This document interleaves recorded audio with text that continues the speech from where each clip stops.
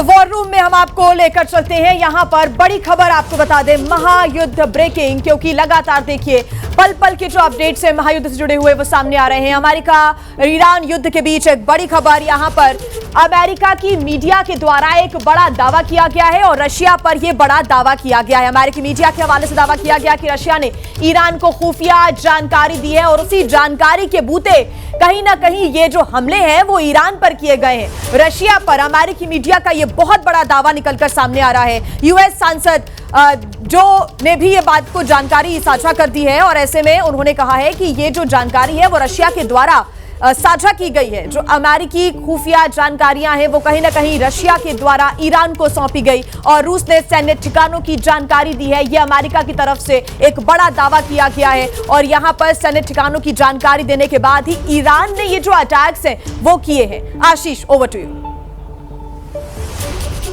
बहुत बड़ी खबर बताती मेरी सहयोगी जिया। इस बीच अमेरिकी राष्ट्रपति ट्रंप ने फतवा जैसी चेतावनी जारी करते हुए कहा है कि ईरान का नया सुप्रीम लीडर जो भी बनेगा वो उनकी मर्जी का ही होगा। ऐसे में सवाल ये कि क्या खamenei के बेटे मुज्तबा ईरान के सुप्रीम लीडर नहीं बन पाएंगे और क्या ट्रंप के डर से उनकी ताजपोशी अब टल गई है?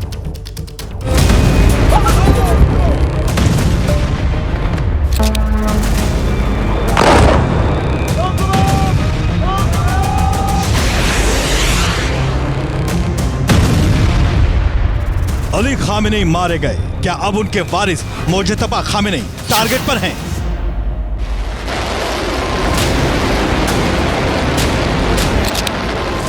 खबर थी कि ईरान के मारे गए सुप्रीम लीडर अली खामेनेई के बेटे मुज्तबा को उनका उत्तराधिकारी चुन लिया गया। औपचारिक ताजपोशी की कवायद भी शुरू हो चुकी थी। इस बीच डोनाल्ड ट्रंप ने अमेरिकी मीडिया के जरिए नई धमकी जारी कर दी कि खामेनेई का बेटा एक मामूली नेता है, मुझे इस नियुक्ति में शामिल करना होगा, जैसे वेनेजुएला में डेल्सी रोड्रिगेज के मामले में हुआ था। मुज्तबा मुझे नामंजूर है, हम ऐसा व्यक्ति चाहते हैं जो ईरान में भाईचारा और शांति लाए। The United States will ensure that whoever leads the country next, Iran will not threaten America or its neighbors. Trump इससे पहले खामेनी समेत उन तमाम लोगों को मारने के दावे कर चुके हैं जो उनके बाद सुप्रीम लीडर की रेस में शामिल हो सकते थे। Well, most of the people we had in mind are dead. So, you know, we had some in mind from that group that is dead. सवाल यह है कि क्या इसी डर से ईरान ने नए सुप्रीम लीडर की ताजपोशी टाल दी है? 3 मार्च को अमेरिका और इजराइल की सेना उस इमारत को भी तबाह कर चुकी है जहां नए सुप्रीम लीडर का चुनाव होना था। ईरान ने अपने सर्वोच्च नेता के चुनाव को फिलहाल के लिए टाल दिया है और इसके पीछे सुरक्षा हवालों को बड़ा कारण बताया जा रहा है। आपको बता दें, मुस्तफा खामनेई, जिससे यह माना जा रहा था कि वो खामनेई के बाद ईरान के सर्वोच्च नेता बन सकते हैं और खामनेई के दूसरे नंबर के बेटे हैं।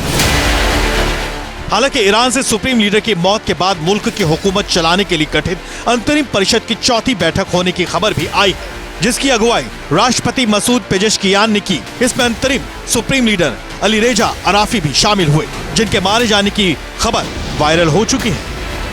इस दौरान विशेषज्ञों की परिषद की उस बैठक पर चर्चा हुई जिसमें सुप्रीम लीडर का चुनाव होना है। इस बीच अब खबर है कि अमेरिकी हमले के डर से यह बैठक टाल दी गई है। लेकिन राइस इन अ डायलॉग 2026 में हिस्सा लेने दिल्ली आए ईरान के उप विदेश मंत्री ने ट्रंप की धमकी पर चुटकी ली है।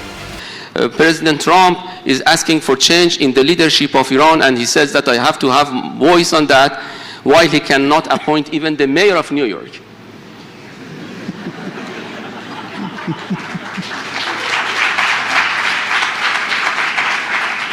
Can you imagine this colonial? युद्ध में एक तरफ बारूदी वार पलटवार का दौर जारी है तो दूसरी तरफ जुबानी मनोवैज्ञानिक जंग भी चल रही है। इन सब के बीच सवाल कायम है कि क्या वाकई अमेरिकी हमले के डर से ईरान में नए सुप्रीम लीडर का ऐलान टाल दिया गया है?